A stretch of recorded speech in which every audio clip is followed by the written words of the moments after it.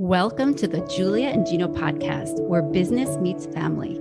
We explore what the entrepreneurial life looks like from a family perspective. We are your hosts, Julia and Gino Barbaro. Hey everyone, this is Julia Barbaro, host of the Julia and Gino podcast. I am here with the co-founder of Jake and Gino, my husband, and co-host Gino Barbaro. Julia, this is going to be a fun podcast because we're going to be talking about money. A little bit less about the family, a little bit more about the money. It will go family, you'll see. Today's guest is Luke Hohmann. He's the author of 4 books, numerous articles, and cited as an inventor on more than a dozen patents. Luke is an internationally recognized expert in agile software development.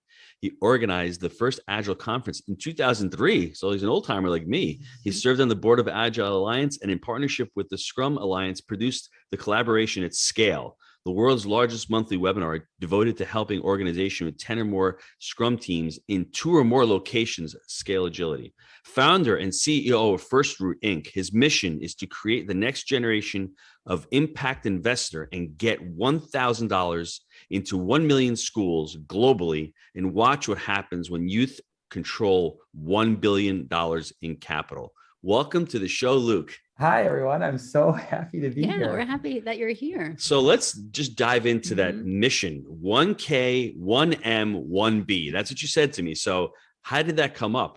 Well, I am a fan of Jim Collins's work in Good to Great and Built to Last. And he talks about how all of us yearn for an inspiring mission and objective, something bigger than ourselves that when we accomplish is actually creating just a little better world. And aligned with our company mission of teaching financial literacy and promoting civic engagement, we decided that there's 100,000 schools in America and there's roughly 4 million schools around the world. 17% of the world's population is in K through 12 education. So we picked the numbers that sounded fun and easy, 1K, 1M, 1B. And what I like about that big, hairy, audacious goal, or BHAG, is that it actually forces our company into a few choices. One is we think globally about our software. So we want to be inclusive. We think about scale. So we're building something that's secure and safe for our children and our families who are using our software. We're building something that can be adapted to a given context or a given culture. What kids need in Topeka, Kansas are very different than what kids need in Philadelphia, which are very different than what kids need in Tel Aviv. But the same process can be used to put money in the hands of kids and help them learn financial literacy, but also help them improve their schools and their communities. Luke, would you say this has become your vocation? Yeah, I have been working in the field of participatory budgeting and collaborative decision-making for more than 20 years. And that's been the topic of some of my books. So I do believe it's my calling, it's my purpose, it's my vocation. And I feel very happy that I discovered that because it's a joy to get out of bed and work. I laugh. So one night we're having some friends over for dinner and I said to the other husbands, I'm like, does your wife kind of hit you in the middle of the night while you're sleeping? And I'm like, yeah, I'll be sleeping. And then suddenly I get this whack. I'm like, what did I do? And then Jenna says, honey, I'm not hitting you. And she looks at our friends and she says, I'm checking if he's still in bed because he'll wait and he'll go to bed and then he'll wait until I fall asleep. And then he slips out of bed to go back to work. And he thinks he doesn't know. I'm like, I didn't know you knew. She's like, I know. And so that's how you feel when you have your vocation, right? You're just so excited to do this. And that's important. We were at Mass last night and I had a deacon speaking and he was actually older. He's going to the seminary, gray beard. And he said something to me that was profound. He actually said very simple. He goes, I've been going through life. I was in the military for 6 years. I was in my business for 20 years, paying the bills. It seemed like I was materially, wealthy and I was doing really well on the outside, but there was something missing in my heart that I wasn't going towards my true vocation, to what God was calling me. And to him, it was actually a calling to the priesthood. So it's amazing that you're going towards your vocation. I think Julia and myself, with this podcast, with Jake and Gino, we found our vocation, at least in the business world. We've always had the family vocation, but this is something to bring around with a family and an amazing way to make money doing something that you love to do in your vocation. How long did it take you to figure that out? How long did it take you to find your calling or your vocation? I don't know if it, in a sense, doesn't matter. The goal is to find it, but I don't feel like it took me that long to find my vocation because a couple of things. One, when I was 17 and I was making some choices about how I wanted to, because when you're 17, you're making choices like, what do I want to do after school, after high school, et cetera. I read this amazing article by a woman, Annie Dillard, called Living Like a Weasel, Living Like Weasels. And in this really beautifully written article, she describes, she was outside going for a walk and she saw a weasel attack its prey. And a weasel will go for the jugular of their prey. But what's curious about a weasel is they have a tendon in their jaw that they can't unlock unless the prey dies or the weasel dies. Right. So the weasel, like they found weasel skulls on bear paws and like weasel skulls in eagles. And it's like, oops, you grabbed onto the wrong thing. Mm-hmm. And in her article, she makes this kind of challenge to people. She's like, could you live like a weasel? Could you find that one thing and bite into its neck and just hold on for dear life? And of course, you're 17 and you're like, yeah, I can live that way. And the way that expressed itself for me was I was making a choice at the time about my athletic background. So I'm a former United States national champion in pairs figure skating. And I was on the international team for the United States for a few years. But when I was 17 and a junior in high school, I wasn't that good yet, but I was starting to get good because guys mature a little older in pair skating because you got to be strong enough to pick up the girl and toss her around and that kind of stuff. So, but I was starting to get good and I had this choice to make. Do I go to school or do I go to skating? And my mom supported me in that choice.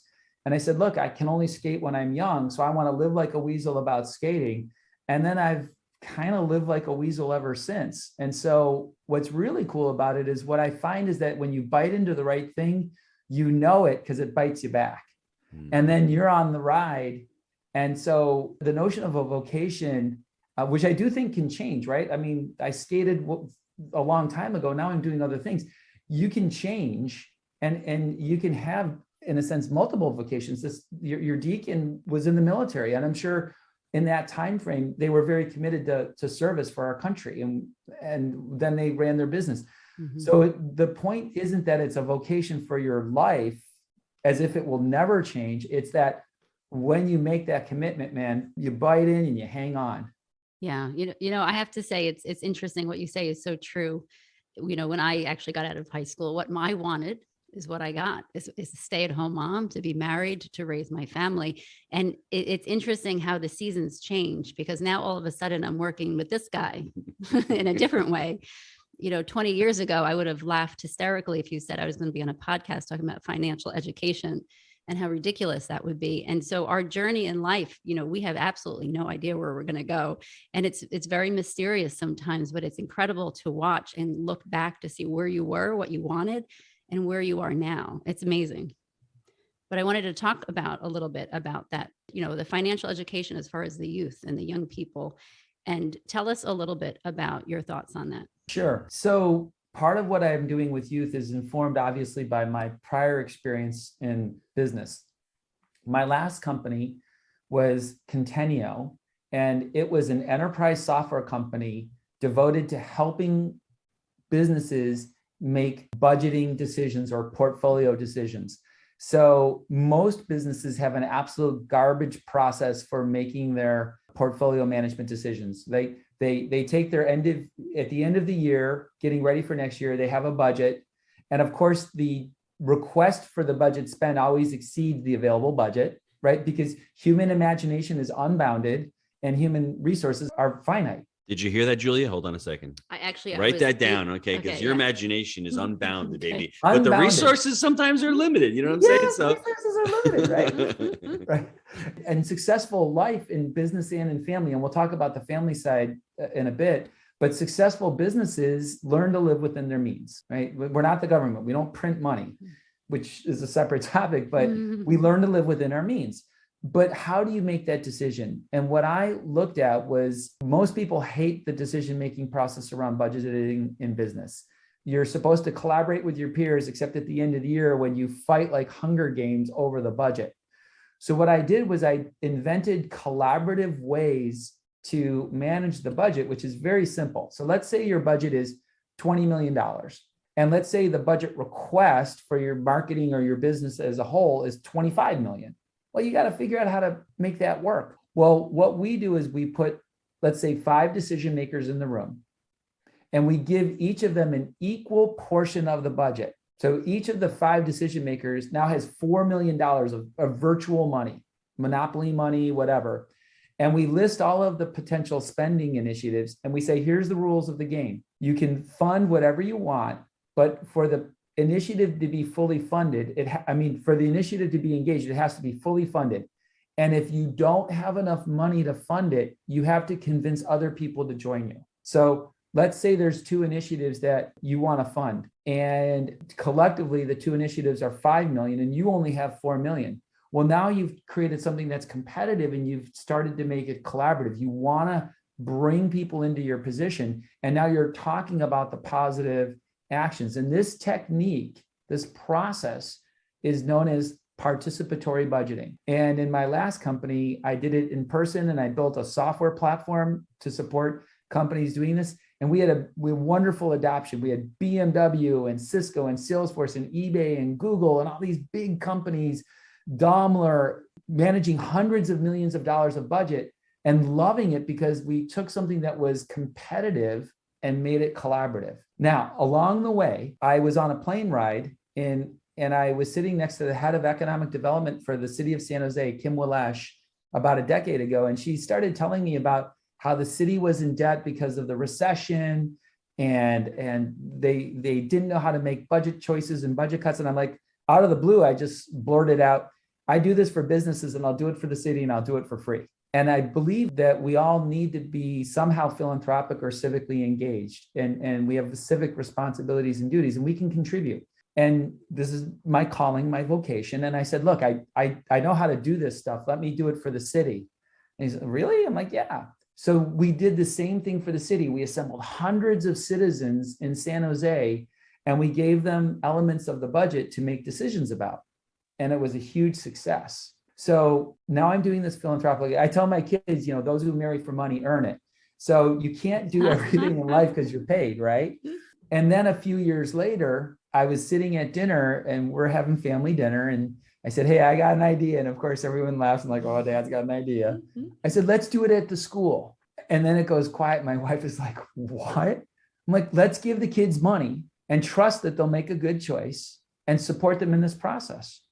She's like, she's like, oh, honey, come on, really? And I'm like, let's try it. I said, Cress, who was my second son, he was in 8th grade at the time. I said, Cress, give me one idea to make the school better. Dad, that's easy. We need a second lunch line. Why? Well, because kids like me who bring our lunch, all we want is a drink, but I get stuck in the same line as the kids who actually want the food. If there was a separate line for just drinks, I could get my drink and we could go out and play more. Operational engineering, and it would make the school better. So we did it. I convinced the other parents to do this. And the reason it was easy is because I wrote the check. So I wrote this, a check for $500 for a middle school. And we took our software platform that was built for businesses and we used it as is for the school. And the kids created almost 500 ideas. So there's a very structured process to go through this, right? You go to the kids and you say, identify ways to improve the school. Then you create ideas. Then you shape those ideas, which is where the financial literacy comes in. Then you vote on those ideas and then we implement it. So we took the school through that entire process, and they ended up buying an LK water bottle refilling station to replace the water fountain so they could be more green. And I got hooked on that. That was my new thing to latch into. And so I worked on my company that I was in. I sold it, completed my integration tasks, and started First Root because we have 2 massive problems in our society right now. Our children are not financially literate, which means they can make choices that can harm them for their entire life. And they're not being taught positive civic engagement. And what they're seeing is polarization in our country that is starting to put cracks in the foundation of our democracy itself.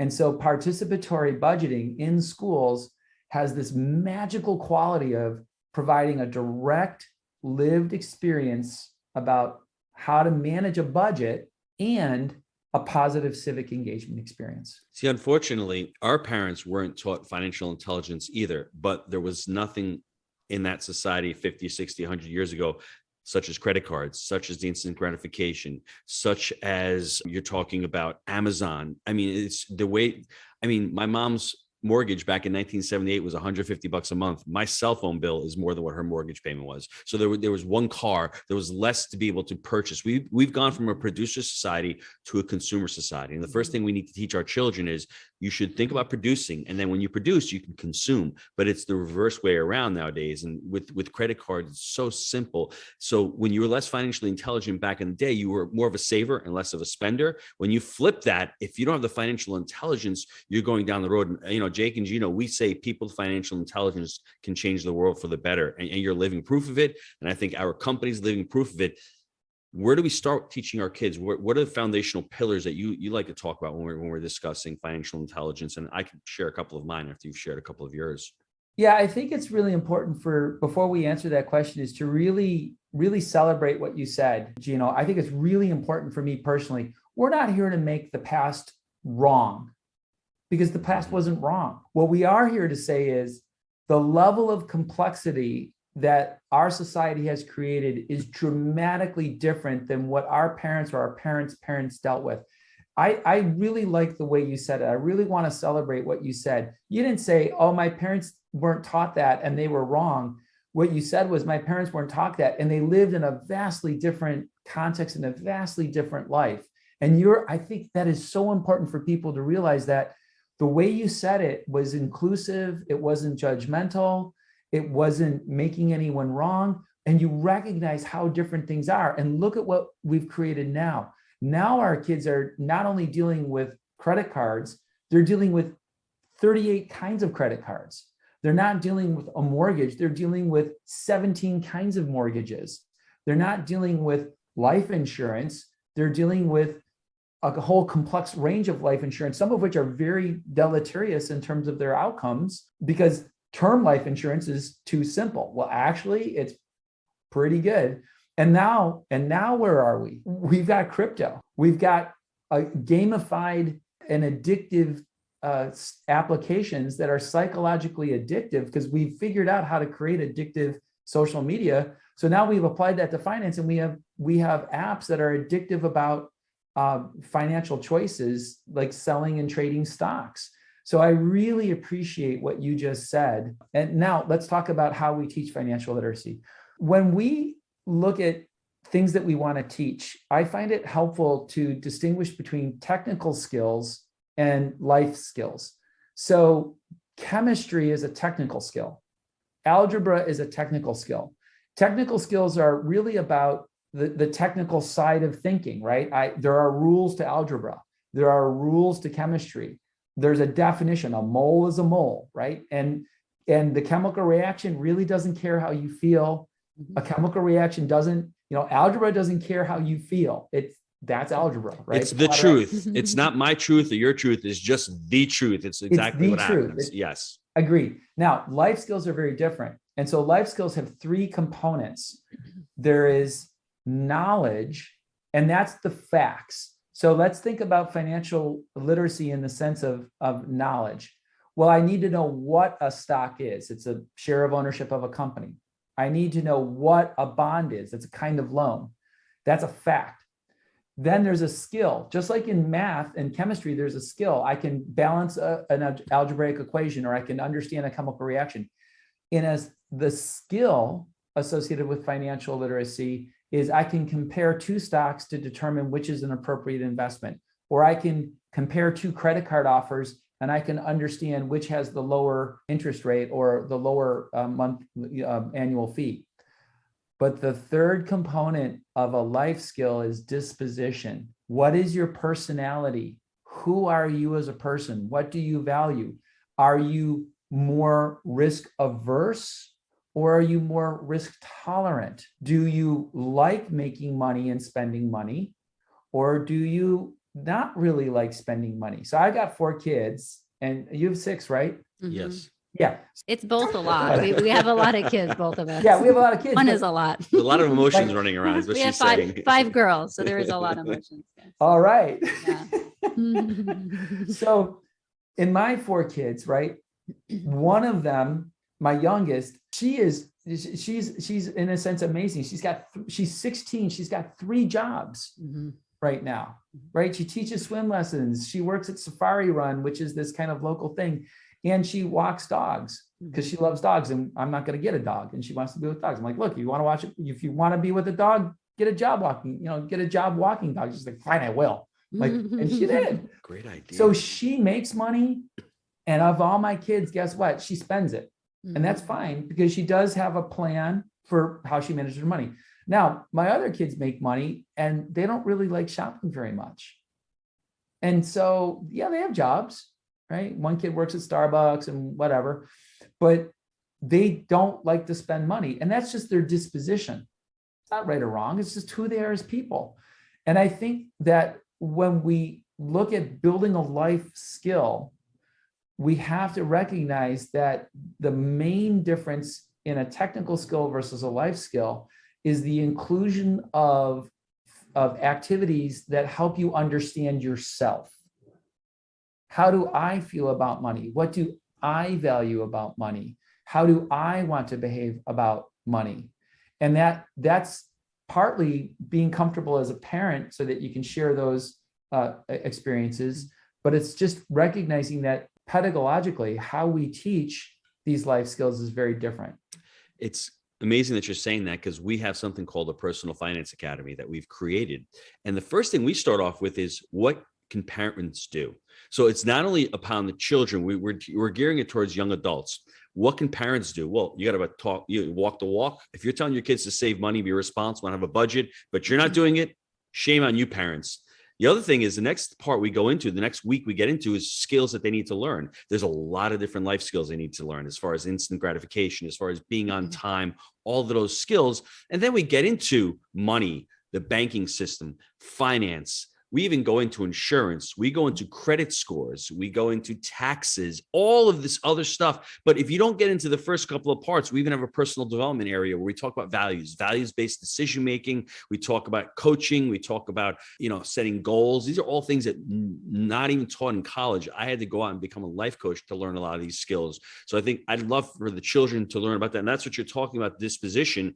It's really the personal development aspect of it, and find out who you are, find out your values. If your value is to go to work and enjoy that money, great. If your value is to go to work, save that money for a rainy day, great. Understand who and what you are. Stocks may not be right for you. I may want to buy a house and house hack that house. So I think we're on the same wavelength. And I looked at your material and I was struck by how much I enjoyed the fact that quite naturally you included all 3 components in your teaching. So I did my homework. I'm like, oh, okay, they have a thing. Now, what does it say? Oh, it talks about this dispositional aspects. And by helping people understand themselves, what is my goal? Doesn't have to be the same. I mean, the idea that you hear this a lot in the financial podcast is like, they always say, like, where do you want to travel?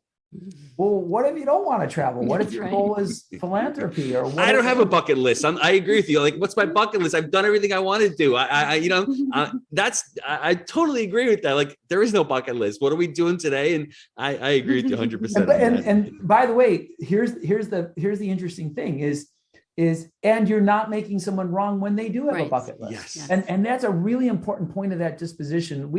We have some really good neighbors, like 4 houses down. We've been friends with them. Jenna's known them pre-marriage. We've been friends with them for 25 years, right?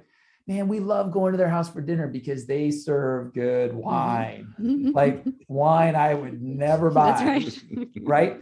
And you can look at that. If you look at it on the outside, you could judge them. You could say, oh, well, they spent a lot of money on wine. What's going on? Well, their financial choice was informed by their life choice. They decided not to have kids. And they decided that what they love isn't travel, isn't fast or fancy cars. They're foodies. They love their wine. And I'm glad they love their wine because I love going to their house and drinking their wine. That's right. But the point is, we don't judge. Right. And that's part of this notion of we want to understand ourselves. I do want to touch that a little bit, because even as a parent, Touch even it. I get it. Even as a parent, when we have 6 kids, you have 4 kids, there are people out there with 10 kids that I know that are listening to this podcast. Oh my gosh. We have to look at that child, and especially when they grow up, as a unique person that have a different value system that you do. They have different disposition, like you mentioned. And it's hard as a parent to say, well, don't you want this? And tell them what it should be, instead of let them be their own person.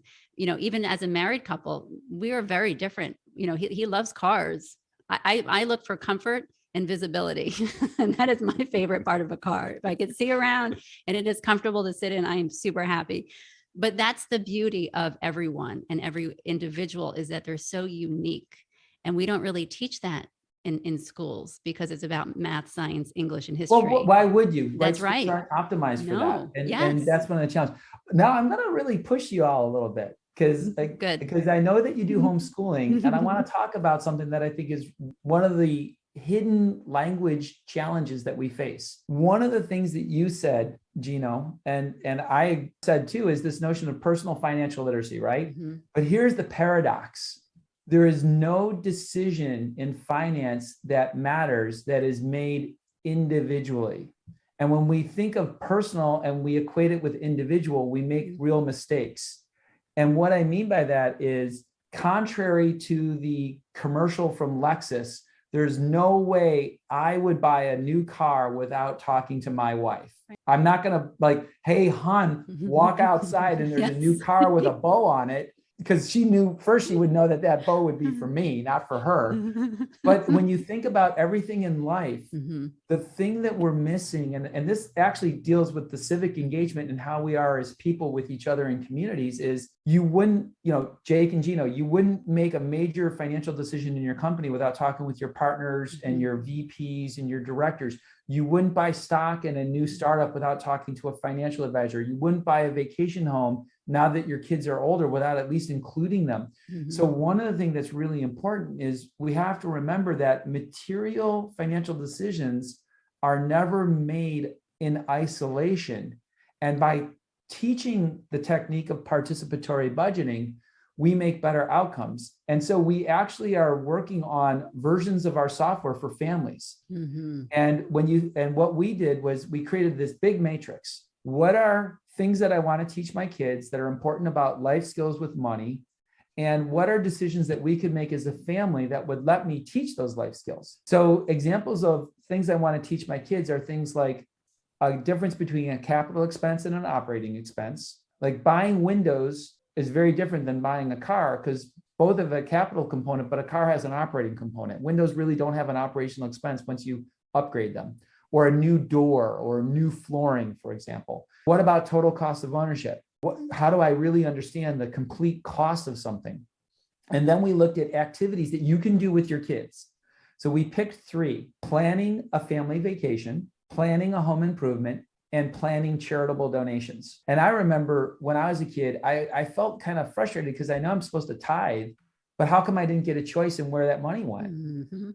So now you can, in that matrix, you have this really rich opportunity to work with your children. So when the kids say, hey, let's go to Disney, the tickets are $80, you can say, or $100 or whatever they are, you can say, well, wait a minute. Mom and dad don't think about Disney by the cost of the tickets, because we're going to add in the cost of the travel, the cost of the hotel, the cost of the food, the cost of the souvenir, plus the cost of the rides that the tickets don't pay for. Oh, and you want to go in the fast pass line, that's an additional surcharge. So the total cost of ownership is, or with charitable donations, the way my wife and I work it is we kind of set the budget, and then we get the kids to help us decide how to allocate the budget in the charitable donations. And now we get to ask a different set of questions.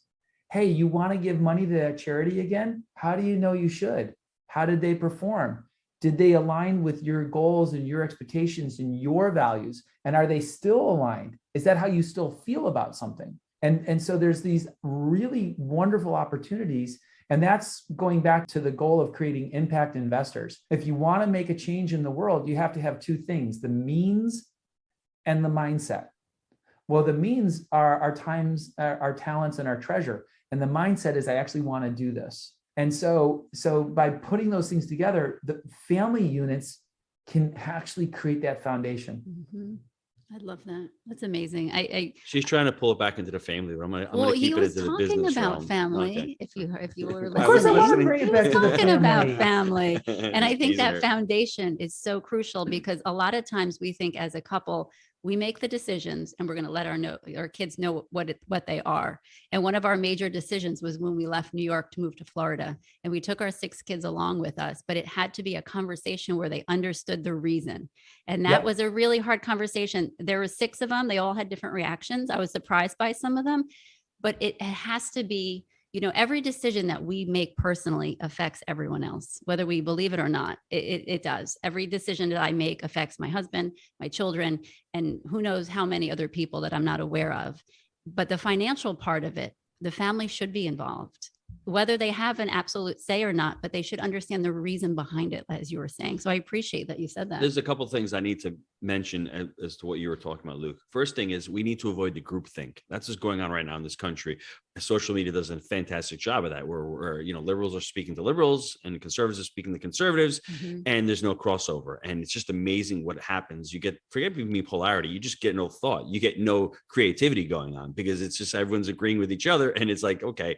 The other thing is it's called personal financial engineering. That's what we talk about with that. You want to engineer your life personally, which I think is really important. And for all you parents out there, very simple technique on how to teach kids the value of money, because money is really inanimate. It's so plentiful. But when you're a 15-year-old and you're making $10 an hour at the store and you need to go buy this chair that costs you $100, that chair is going to cost you 10 hours of your life.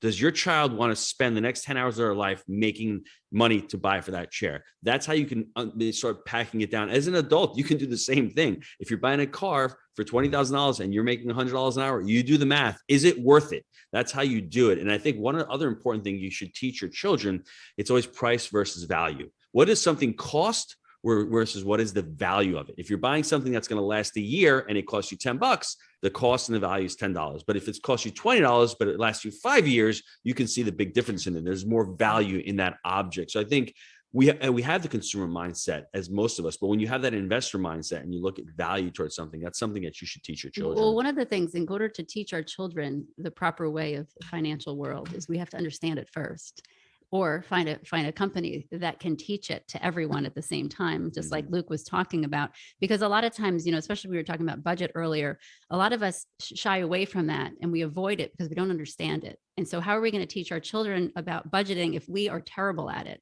Because they're going to just learn by our example and they're going to just follow along. My husband he's a super smart guy and he's very educated, and he always, Amazon would always come to the house. So he's always learning. But one of the things he's really good at is budgeting. And we talked about his parents before that. He didn't follow his parents' footsteps. He's learned a new way. And a lot of us as parents don't do that. And that I'm noticing, Luke, that's what you're trying to help. Yeah, to unpack there, right? One of the things that you did in that example is you help translate something that's abstract, money, into something that's concrete, which is time, which helps pedagogically and teaching our children. But this notion of teaching children, one of the things that it's hard for kids to understand, especially when they're young, is the magnitude of money. So when we go into schools, I want to highlight a few things because we haven't answered them and I don't want people to guess. So the first question that I often get is, well, how much money do you actually give the kids in a school? And I have a funny answer for that, but it's really important. We give enough money to be meaningful to the kids, but not so much money that the parents will come in and take over. More than a little and less than too much. Right. I got Thank it. you. And now the actual number is usually about $2,000 to $10,000. And that scales a little bit by whether it's an elementary school or a middle school or a high school. So my targets are $2,000 for elementary schools, $5,000 for middle schools, and $10,000 for high schools. And if you think about a high school, it's really not a lot of money, but it is enough money for the kids to do something. But what we're also doing, and this is something that is hard for kids to grasp, is until they start to actually manage their own money, and many kids don't have the opportunity to do that. They may or may not have allowances. I grew up really poor. My mom and dad had 6 kids, but my dad died when I was 4. And my mom raised 6 kids on her own. And she was a school teacher, and more than once she lost her job. So we were the family that you gave the turkey to, and we were very happy that you did. So we didn't have money to manage. right? I didn't have, my friends were like getting allowances. I'm like, you got to be kidding me. Or they'd get a job. And I'm like, yeah, I got a job, and it goes right to the family because we need everyone working to survive. So by doing this through schools, for the kids who don't have the same economic background or the same opportunity, we give them an experience of the magnitude of money. And like we did a project with an elementary school in Madison, Wisconsin. And it was really cute because the kids are like, we have $1,500. Let's get a new baseball field. And you're like, okay, you're not going to get a new baseball field for $1,500, but we're having a conversation about what you brought up, the magnitude of money. And what you did in that example of hours of work was you were able to give the kids an experience in a way to look at magnitude that they could understand. We are trying to do the same thing in schools for kids who may not have that option of I don't have money to manage. How do I understand how to manage money? And I also want to key on price versus value. Okay, if you go into my garage and you look at my Sawzall, you're going to go, dude, that's a well-used Sawzall. And if you look at my circular saw, you're going to be like, dude, I think it's dusty. So meaning I've got some financial choices I've made that haven't worked out so well. So how do you deal with failure? Because I have not been perfect in managing money. I've made some mistakes. And so we worked with one school where the kids bought a 3D printer. And I really want to key on this notion that you brought up about value. They decided to get the cheapest 3D printer they had so they could get another item, right? Because the budget is a bucket and you can get, well, of course, the printer broke after 2 months. And what was wonderful about that experience is that teacher did not make those kids wrong. That school had a conversation about what is value and when should you buy value. And frankly, I'd rather have the kids make a mistake like that on a few $100 purchase in the context of people who can help them reason and understand what that mistake was about than making that mistake when they're in college and they signed an apartment lease that they couldn't afford, or they bought a new car when they should have bought a used car, or any number of other choices. I want them to be able, if they have a failure experience, to have failure experiences that don't permanently harm them, and have this opportunity to talk about that experience.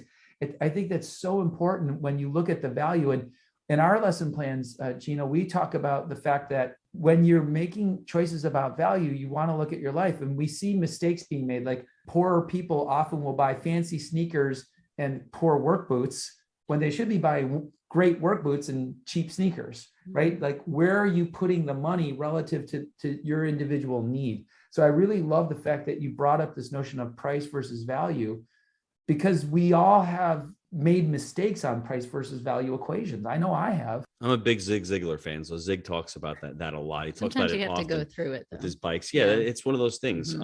We could be talking about this for hours and hours and hours. This is, I want to wrap the show up, but really important.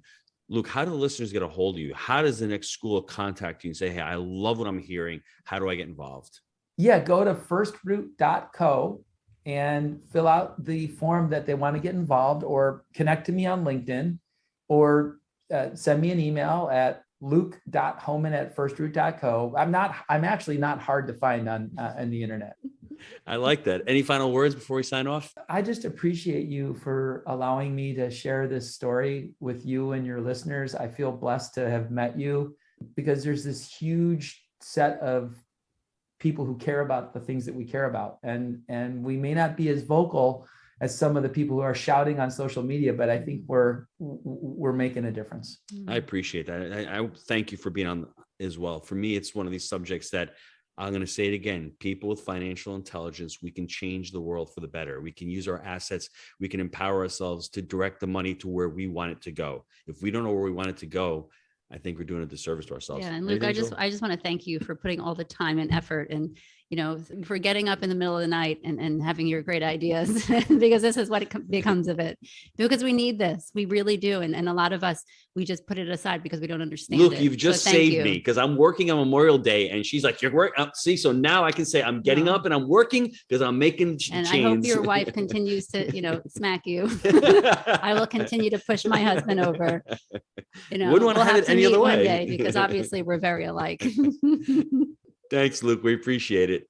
Thank you.